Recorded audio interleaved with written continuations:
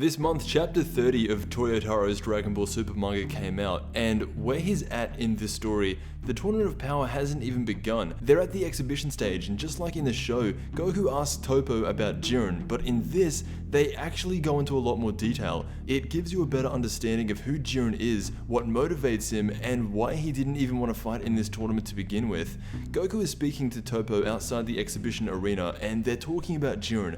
Goku asks why, if Jiren is the strongest being in Universe 11, how is he not the god of destruction? And Toppo replies by saying, similar to you, Goku, Jiren has no intention of becoming a god of destruction. It's the same reason why Goku didn't take up the offer. Destruction for the sake of keeping balance is not something he believes in. We then switch over to the Universe 11 Planet of the Gods, and this is really interesting. We didn't get to see how Universe 11 decided on their team, but it was Toppo. There was some discussion about adding the other guys outside the Pride Troopers who maybe would have been stronger, but it all comes back to one man. Universe 11 is so adamant, if they have Jiren, they win. When Toppo goes to see the rest of the Pride Troopers, they are fighting this alien, very similar to how they were in the show. Dispo and everyone else are there, but there is no Jiren. Now, this alien that they're fighting actually manages to trap them and pretty much has all of the Pride Troopers in a stalemate. But from out of the sky comes Jiren. He crashes straight into the alien, and he doesn't kill him, and this will lead on to more of Jiren's character later, but for now,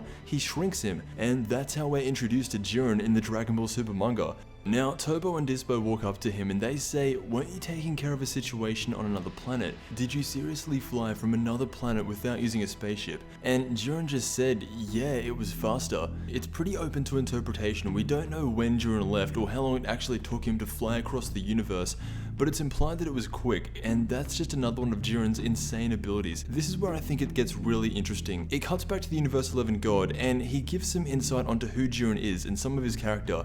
He says that Jiren is entirely motivated by justice. It goes against everything he stands for to kill someone, even if they're evil. But there is a wish he wants fulfilled, and even if it means throwing away everything he stands for, he wants that wish no matter what. This wasn't even touched on in the show. It was only briefly mentioned that Jiren has an important wish, but to throw away everything he stands for to get it. This wish could be the most important one ever made in the history of this series. They've been hiding it in the show, but Toyotaro in the manga, he tells us pretty much everything and actually gives Jiren more of a character here than we've ever seen before. When Toppo tells Jiren about the Tournament of Power, Jiren says that he will not compete. He doesn't see the justice in killing other universes just for Universe 11 to survive.